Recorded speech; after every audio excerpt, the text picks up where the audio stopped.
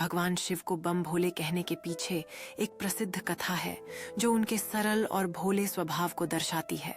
एक बार की बात है जब पार्वती जी अपने पति भगवान शिव के साथ कैलाश पर्वत पर थीं। उन्होंने शिव जी से पूछा, हे प्रभु, आप इतने सरल और भोले हैं कि भक्त जो भी मनोकामना लेकर आपके पास आते हैं आप तुरंत ही पूरी कर देते हैं। ऐसा क्यों?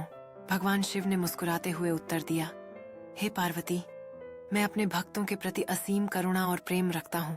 उनकी भक्ति और सच्ची भावना को देखकर मैं उनकी मनोकामनाएं पूरी करता हूँ।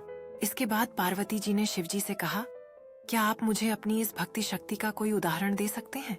भगवान शिव ने कुछ समय सोचा और फिर कहा, ठीक है, चलो मैं तुम्हें एक उदाहरण दिखाता हूँ।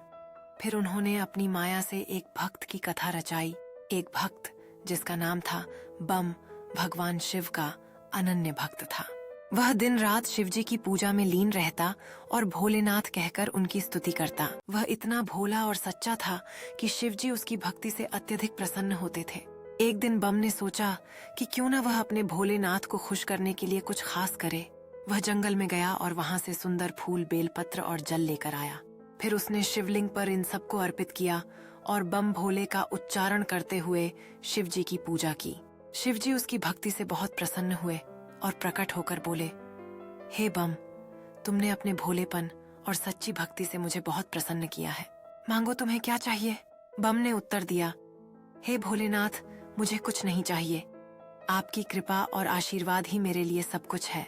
शिव जी उसकी इस निस्वार्थ भक्ति से अत्यधिक प्रसन्न हुए और बोले, तुम्हारी भक्ति के कारण ही अब से मैं बम भोले के नाम से प्रसिद्ध हो जाऊंगा। इस प्रकार भगवान शिव बम भोले के नाम से प्रसिद्ध हो गए। यह कथा उनके सरल स्वभाव, करुणा और भक्तों के प्रति असीम प्रेम को दर्शाती है। भक्तजन उन्हें बम भोले कहकर पुकारते हैं और उनकी भक्ति में लीन हो जाते हैं, जिससे वे अपने जीवन में सुख, शांति और समृद्धि प्राप्त करते हैं।